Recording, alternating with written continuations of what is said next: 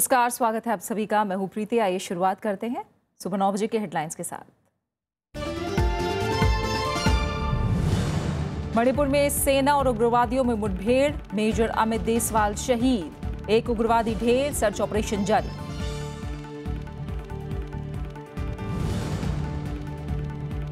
मानव संसाधन विकास मंत्री का एनआईटी श्रीनगर के छात्रों को समस्याएं सुलझाने का भरोसा। कैंपस शिफ्ट की मांग खारिज, मुख्यमंत्री ने जताई विवाद जल्द सुलझने की उम्मीद।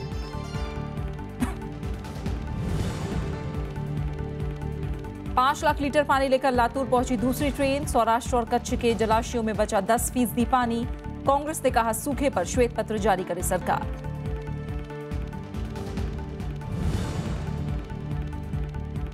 पनामा मामले में लॉ फर्म मोसेक फोंसेका के मुख्यालय पर छापा। भारत में 50 लोगों को आयकर विभाग का नोटिस।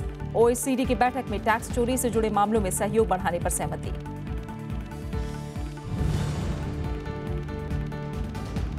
बाबा साहेब भीमराव अंबेडकर की 125वीं जयंती आज। देश भर में कई कार्यक्रमों का आयोजन। प्रधानमंत्री करेंगे ग्राम उदय से भारत उदय अभियान और राष्ट्रीय कृषि बाजार पोर्टल की शुरुआत।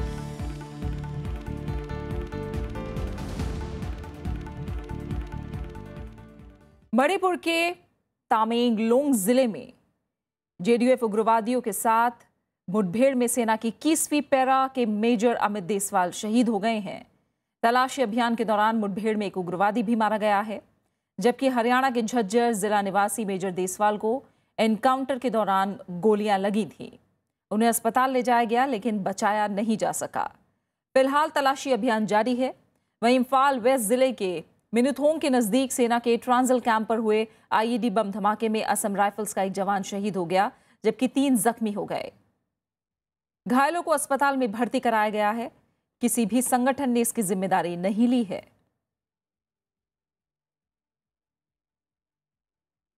मानव संसाधन विकास मंत्री स्मृति ईरानी ने एनआईटी श्रीनगर को शिफ्ट करने की मांग खारिज कर दी है। छात्रों के प्रतिनिधिमंडल से मुलाकात में स्मृति ईरानी ने दूसरी मांगों को पूरा करने का भरोसा दिया है। मुख्यमंत्री महबूबा मुफ्ती ने भी एनआईटी विवाद के जल्द सुलझने की उम्मीद जताई है। दिल्ली के जंतर मंतर पर प्रदर्शन कर रहे एनआईटी श्रीनगर के छात्र कैंपस को कश्मीर से बाहर शिफ्ट करने की मांग पर अड़े हुए हैं।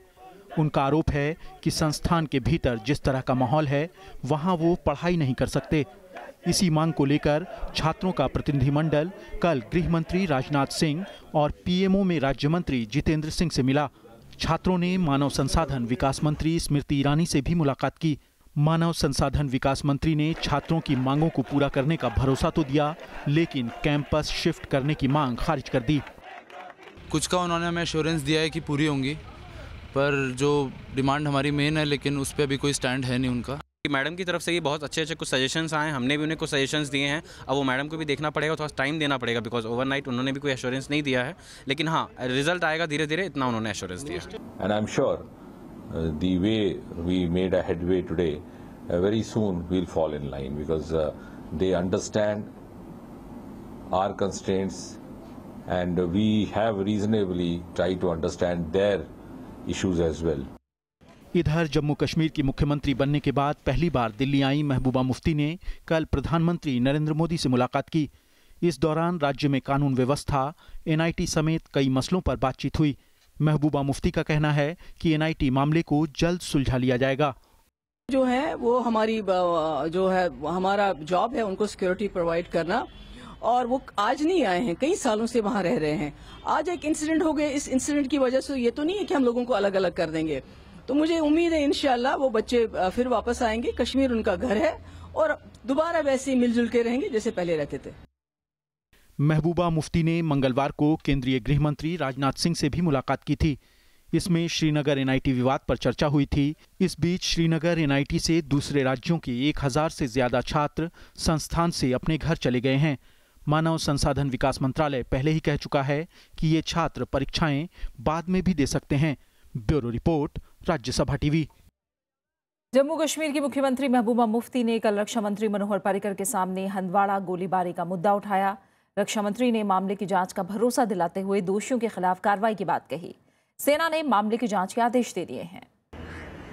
हंदवाड़ा में हिंसक प्रदर्शन रोकने के लिए सेना की फायरिंग में 4 लोगों की मौत के विरोध में बुधवार को अलगाववादियों ने कश्मीर बंद रखा।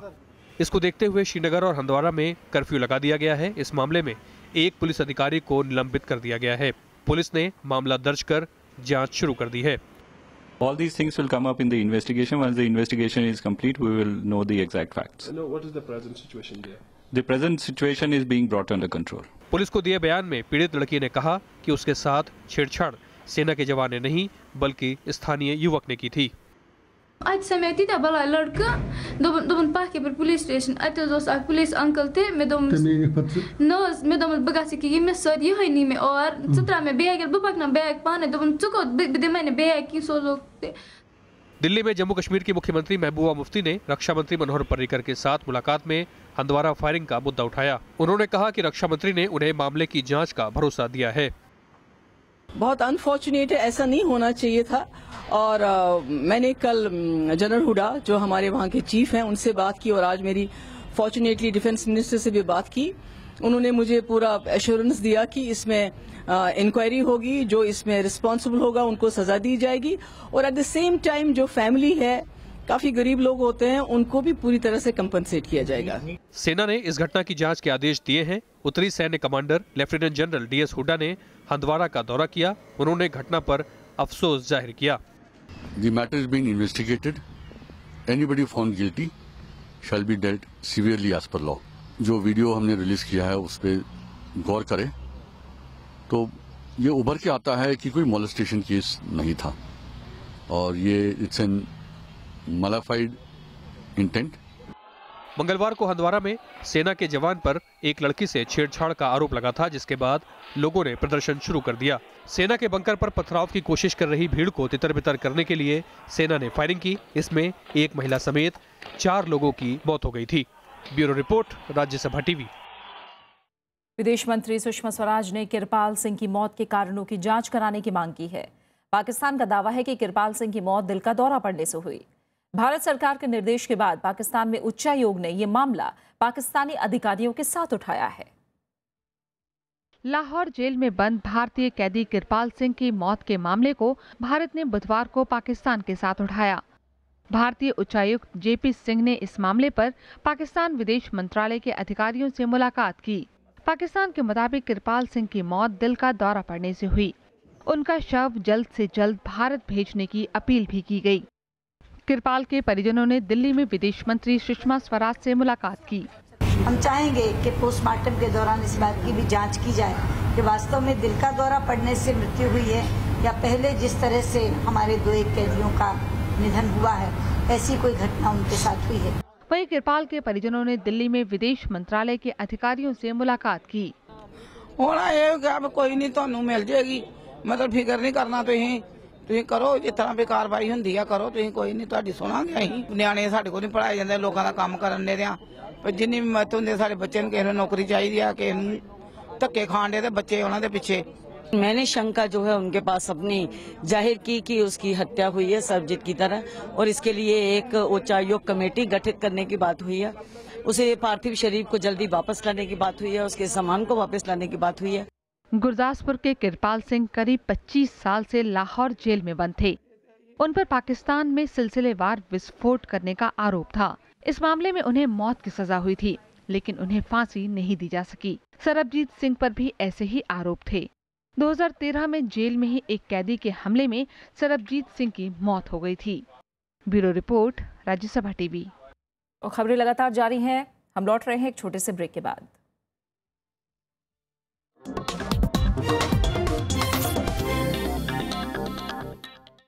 और आइए अभी हम कुछ खबरें देख लेते हैं विधानसभा चुनाव से जुड़ी हुई। पश्चिम बंगाल में दूसरे दौर के मतदान के मद्देनजर चुनाव आयोग आज राज्य का दौरा करेगा। आयोग की टीम इस दौरान 56 सीटों पर हो रहे दूसरे दौर के मतदान का जायजा लेगी।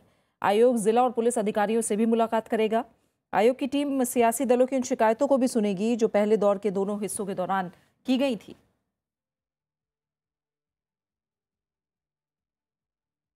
तमिलनाडु विधानसभा चुनाव के लिए डीएमके ने 173 सीटों पर अपने उम्मीदवारों के नाम का ऐलान कर दिया है। करुणानिधि लगातार दूसरी बार अपने गृह क्षेत्र तिरुवरूर से चुनाव लड़ेंगे, जबकि एमके स्टालिन को कोलाथुर से टिकट दिया गया है। लिस्ट के मुताबिक आरके नगर सीट से मुख्यमंत्री जयललिता के खिलाफ सिमला मुथुसोलन को मैदान में उतारा गया है। पार्टी ने इसके साथ ही गठबंधन की सीटों का भी ऐलान कर दिया है। कांग्रेस 41 सीटों पर उम्मीदवार उतार रही है, जबकि IUML को 5 और MMK को 5 सीटें दी गई हैं। बाकी सीटें गठबंधन में दूसरे सहयोगियों को दी गई हैं।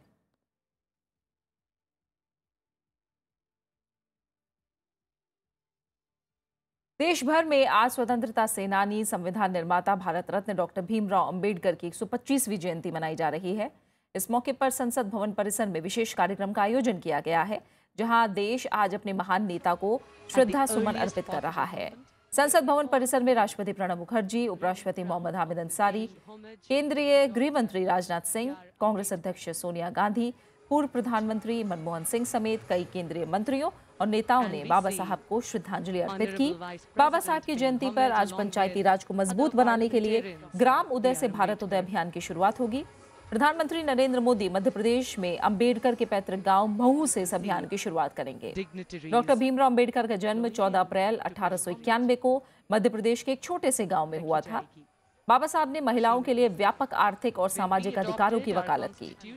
उन्होंने अनुसूचित जाति और अनुसूचित जनजाति के लोगों के लिए सिविल सेवाओं, स्कूलों और कॉलेजों की नौकरियों में आरक्षण की वकालत की। बाबा साहब को स्वतंत्र भारत के नए संविधान की रचना के लिए बनी संविधान मसौदा समिति के अध्यक्ष पद पर नियुक्त किया गया। 15 अगस्त 1947 में भारत की स्वतंत्रता के बाद कांग्रेस के नेतृत्व वाली नई सरकार में वो देश के पहले कानून मंत्री बने। और बात करते हैं सूखे और जल संकट से जुड़ी खबरों की।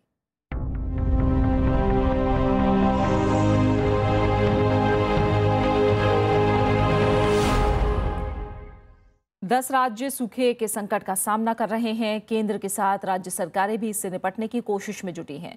महाराष्ट्र के मराठवाड़ा इलाके में सूखे के गंभीर संकट से निपटने के लिए 5 लाख लीटर पानी लेकर दूसरी वाटर ट्रेन बुधवार रात लातूर पहुंची। पानी से भरे 10 वैगन के साथ वाटर ट्रेन बुधवार सुबह मिराज से रवाना हुई थी। मंगलवार सुबह पहली वाटर ट्रेन लातूर पहुंची थी। उधर गुजरात के सौराष्ट्र और कच्छ इलाके में जलाशयों का जलस्तर काफी घट गया और इनमें सिर्फ 10% पानी बचा है। गुजरात के जल आपूर्ति मंत्री विजय रूपानी ने बताया कि ये सभी जलाशय सिर्फ नर्मदा नहर नेटवर्क पर निर्भर हैं। उन्होंने कहा कि नर्मदा नहर से पानी की चोरी रोकने के लिए पूरे राज्य में SRPF के 147 जवानों को लगाया गया है। वहीं कर्नाटक सरकार ने सूखे के हालात और राहत कार्यों के अध्ययन के लिए 4 कैबिनेट उपसमितियों का गठन किया है, जो 15 से 30 अप्रैल के बीच अलग अलग जिलों का दौरा करके अधिकारियों और जनता से जानकारी इकट्ठा करेगा और उसके बाद सरकार को रिपोर्ट सौंपेगा। वहीं कांग्रेस ने केंद्र सरकार पर सूखे की समस्या से निपटने में नाकाम रहने का आरोप लगाया है और श्वेत पत्र जारी करने की मांग की है। पार्टी का आरोप है कि सूखा पीड़ित राज्यों में पिछले 3-4 महीने से हर हफ्ते 90 किसान आत्महत्या कर रहे हैं, लेकिन केंद्र सरकार सूखा पीड़ित राज्यों को मदद पहुंचाने को लेकर गंभीर नहीं है। कांग्रेस ने इन इलाकों में मदद को तेज और दुगना करने की मांग की है। Indian national Congress at the least demands a comprehensive white paper. Second, it demands an immediate doubling to trebling of the relief measures, whether it be by budgetary allocation, whether it be by reversing the mandates cut in Manrega, or whether it be by the quantums of water being ferried to water drought stricken areas. इस बीच Bombay high court ने सूखे से बेहाल महाराष्ट्र से IPL मैचों को shift करने का आदेश दिया है। अब 30 अप्रैल के बाद महाराष्ट्र में IPL का कोई मैच नहीं होगा। BCCI ने कहा कि मैच शिफ्ट करना मुश्किल होगा, लेकिन वो वैकल्पिक व्यवस्था करेगी। मुख्यमंत्री देवेंद्र फडणवीस ने कहा है कि राज्य सरकार ने IPL का विरोध नहीं किया, बल्कि पेयजल देने से मना किया है। सबसे बड़े सूखे से जूझ रहे महाराष्ट्र में पानी की बर्बादी करने वाले IPL मैच अब नहीं होंगे। बॉम्बे हाईकोर्ट ने BCCI के अनुरोध को ठुकराते हुए 30 अप्रैल के बाद कोई भी मैच महाराष्ट्र में नहीं कराने का आदेश दिया है। कोर्ट ने कहा कि यह आदेश राज्य में सूखे से निपटने की दिशा में पहला कदम है। It's a welcome move. I would have been happy if the government would have taken this decision or IPL and BCCI would have come forward and cooperated on this. Why we unnecessarily waste court's time, I don't know. 30 अप्रैल के बाद राज्य में 13 match होने थे। ये match Mumbai, Pune और नागपुर में होने थे। BCCI ने महाराष्ट्र में ही मैच कराने के लिए कई प्रस्ताव भी सामने रखे। क्रिकेट बोर्ड ने कहा कि मुंबई और पुणे की फ्रेंचाइजी मुख्यमंत्री राहत कोष के लिए 5-5 करोड़ रुपए देगी, लेकिन महाराष्ट्र सरकार ने इन दलीलों को खारिज करते हुए कहा कि IPL मैचों के दौरान राज्य में पानी की बर्बादी हो रही है। हम किसानों के प्रति पूरी हमदर्दी है, किसानों को पूरी मदद करने को तैयार है। बीसीसीआई ने कोर्ट में इसका प्रस्ताव भी दिया था कि हम 60 लाख लीटर पानी भी देंगे और जो आर्थिक सहायता है वो भी हम करेंगे मुख्यमंत्री फंड में, हम देने को उसके लिए भी तैयार थे। लेकिन कोर्ट का जो आदेश है उस हिसाब से हमें वैकल्पिक व्यवस्था करनी पड़ेगी। देखिए, मैं वापस कहता हूँ कि हमने आईपीएल को मना नहीं किया, हमने कहा कि हम पीने का पानी आईपीएल को नहीं दे सकते। महाराष्ट्र इस वक्त सबसे बड़े सूखे से जूझ रहा है। राज्य के 21 जिले इसकी चपेट में हैं। हालात इतने खराब हैं कि मराठवाड़ा के कई इलाकों में ट्रेन से पानी पहुंचाया जा रहा है। Bureau report, Rajya Sabha TV.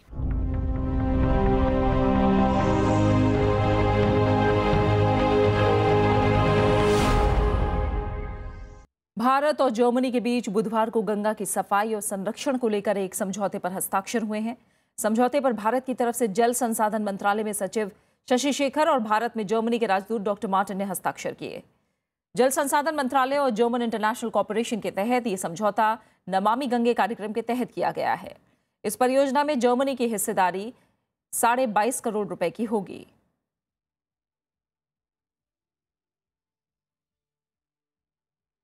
बुधवार को वॉशिंगटन में एक कार्यक्रम में वित्त मंत्री अरुण जेटली ने दावा किया कि भारत की विकास दर 7.5% से आगे जा सकती है। वित्त मंत्री ने कहा कि दुनिया के हिसाब से यह अच्छा हो सकता है, लेकिन भारत के मानकों के लिहाज से मौजूदा विकास दर नाकाफी है। वित्त मंत्री ने दोहराया कि भारत के विकास मानक सही दिशा में हैं और सरकार अपने सुधार एजेंडे पर काम कर रही है। वित्त मंत्री एक हफ्ते के अमेरिका के दौरे पर हैं। यहां उन्हें IMF और विश्व बैंक की बैठक में हिस्सा लेना है।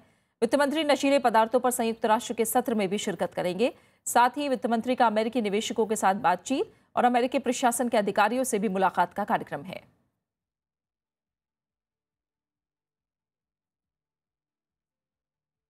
पनामा पेपर्स लीक मामले में बुधवार को पुलिस ने लॉ फर्म मोसेक फोंसेका के मुख्यालय पर छापेमारी की। इस दौरान पनामा के संगठित अपराध और मनी लॉन्ड्रिंग से जुड़े अधिकारियों ने कंपनी से पूछताछ की। इधर भारत में आयकर विभाग ने उन 50 लोगों को नोटिस जारी किए हैं जिनके नाम पनामा दस्तावेजों में सामने आए हैं। बुधवार को जांचकर्ता पनामा सिटी स्थित मोसेक फोंसेका के मुख्यालय पहुंचे। करीब 16 घंटे तक चली छापेमारी के दौरान कंपनी के कंप्यूटरों और दस्तावेजों की जांच की गई। इस दौरान कंपनी के अधिकारियों से वित्तीय कारोबार के बारे में पूछताछ हुई। छापेमारी के बाद पनामा के राष्ट्रपति ने फ्रांस से पनामा को ब्लैकलिस्ट करने के फैसले पर दोबारा विचार करने को कहा। Fiscalía en estos momentos está realizando una diligencia de allanamiento que ya lleva más de 18 horas por la complejidad de la investigación y de la información pues que se está recopilando. उधर Paris में कल आर्थिक सहयोग और विकास संगठन की विशेष बैठक हुई। इसमें भारत समेत 29 देशों के बीच टैक्स चोरी से जुड़े मामलों में सहयोग बढ़ाने पर सहमति बनी। इस बीच जर्मनी समेत यूरोपीय संघ के 5 बड़े देश नए कॉरपोरेट नियम लागू करने की तैयारी में हैं। इनके तहत सभी कंपनियों को अपने कारोबार, लेन देन और बैंक खातों समेत तमाम जानकारियां सार्वजनिक करनी होंगी। Register, damit wir die wirtschaftlichen Eigentümer können, aber die wirklichen. Und die müssen einen einheitlichen Standard haben und da müssen sie miteinander vernetzt werden. Panama ने ब्लैकलिस्ट करने के फ्रांस के फैसले पर एक बार फिर नाराजगी जताई है। राष्ट्रपति कार्लोस वारेला ने कहा है कि अगर फ्रांस अपना फैसला नहीं बदलता है तो पनामा जवाबी कार्रवाई करेगा। Del gobierno de Francia no reconsiderar su decisión, el gobierno de Panamá se va a ver en la necesidad de tomar medidas diplomáticas en respuesta। इधर भारत में उन 50 लोगों को आयकर विभाग ने नोटिस भेजकर 3 दिन में जवाब मांगा है जिनके नाम पनामा दस्तावेजों में सामने आए हैं। 2 हिस्सों में भेजे गए इन नोटिस में लोगों से विदेशी लेन देन और नामित कंपनियों से रिश्तों के बारे में पूछा गया है। Bureau report, Rajya Sabha TV. Syria में बुधवार को संसद की 250 सीटों के लिए वोट डाले गए। सीरिया में गृह युद्ध भड़कने के बाद ये दूसरे आम चुनाव हैं। चुनाव में करीब 3500 उम्मीदवार अपनी किस्मत आजमा रहे हैं। हालांकि विद्रोहियों ने इन चुनाव को लोकतंत्र का मजाक बताया है। इस बीच सीरिया शांति बहाली के लिए जेनेवा में बातचीत एक बार फिर शुरू हो गई है।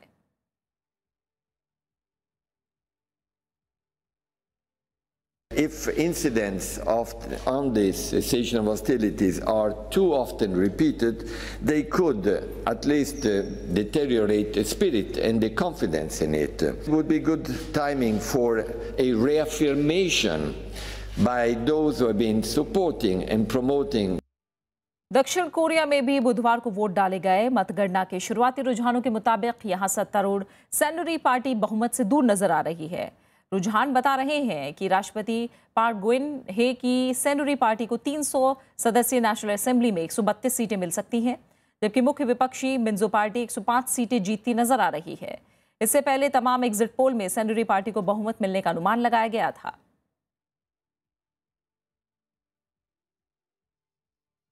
इराक में भ्रष्टाचार के मुद्दे पर संसद में हंगामे के बाद मंत्रिमंडल में बदलाव का फैसला एक बार फिर टल गया है।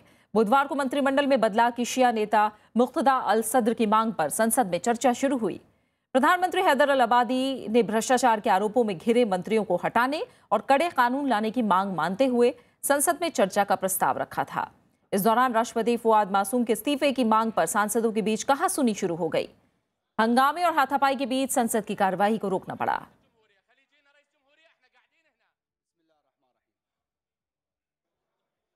يبدو أنه هناك من عنده مشكلة مع الحكومة. أنا أطلب استدعاء السيد رئيس الجمهورية. سيد الرئيس اطلب دعوة سيد رئيس الجمهورية. ब्राजील में राष्ट्रपति डिल्मा रूसेफ की मुश्किलें बढ़ गई हैं। विपक्ष के प्रस्तावित महाभियोग प्रस्ताव से पहले सत्ताधारी गठबंधन में शामिल सेंट्रिस्ट प्रोग्रेसिव पार्टी ने डिल्मा से समर्थन वापस लेने का ऐलान किया है। इससे पहले विपक्ष में डिल्मा के खिलाफ महाभियोग चलाने का नोटिस दिया गया है, जिस पर रविवार को वोटिंग होनी है। उनके खिलाफ 2014 में दोबारा चुनाव कराने के लिए बजट कानून का उल्लंघन करने का आरोप है।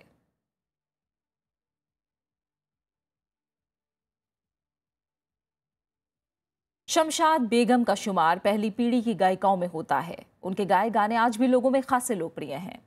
आइए देखते हैं शमशाद बेगम की जयंती पर उनके फिल्मी सफर की कुछ झलकियां। मेरे पिया वो मेरे पिया गए रंगून किया है वहाँ से टेलीफोन, तुम्हारी याद सताती है, तुम्हारी याद सताती है, जिया में आग लगाती है।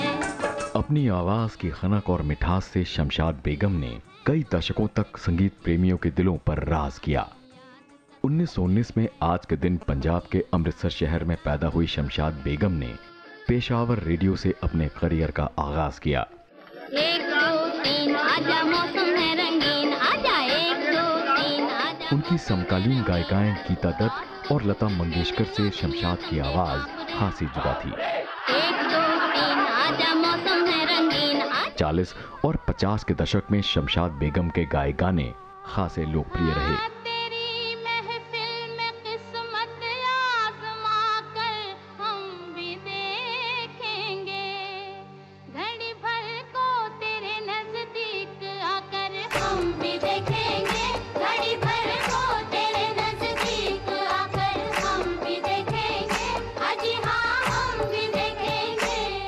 जिस दौर में केएल सहगल, सुरैया और नूरजहां जैसी हस्तियों ने गायकी के नए युग की शुरुआत की, उसी दौर में शमशाद बेगम ने अपनी आवाज का जादू कुछ इस तरह बिखेरा कि उनकी आवाज की खनक सिने जगत की पहचान बन गई।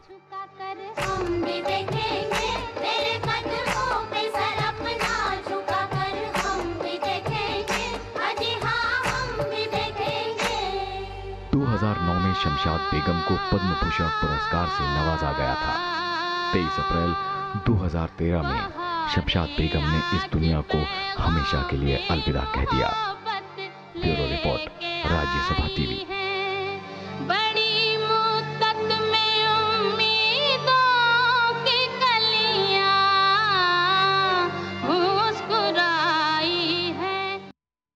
और आखिर में हेडलाइंस पर एक नजर। मणिपुर में सेना और उग्रवादियों में मुठभेड़, मेजर अमित देसवाल शहीद, एक उग्रवादी ढेर, सर्च ऑपरेशन जारी।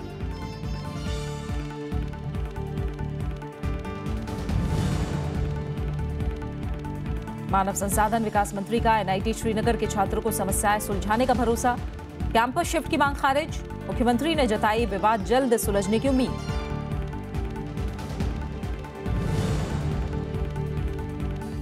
पांच लाख लीटर पानी लेकर लातूर पहुंची दूसरी ट्रेन, सौराष्ट्र और कच्छ के जलाशयों में बचा 10% पानी। कांग्रेस ने कहा सूखे पर श्वेत पत्र जारी करे सरकार।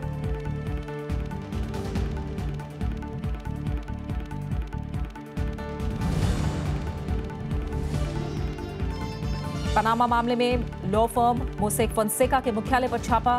भारत में 50 लोगों को आयकर विभाग का नोटिस। ओईसीडी की बैठक में टैक्स चोरी से जुड़े मामलों में सहयोग बढ़ाने पर सहमति।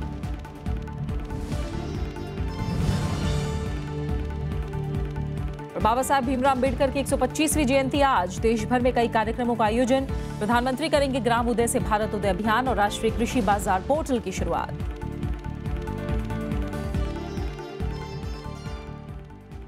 और फिलहाल इस बुलेटिन में इतना ही। आगे देखिए मेरे साथ लोकतंत्र 2016।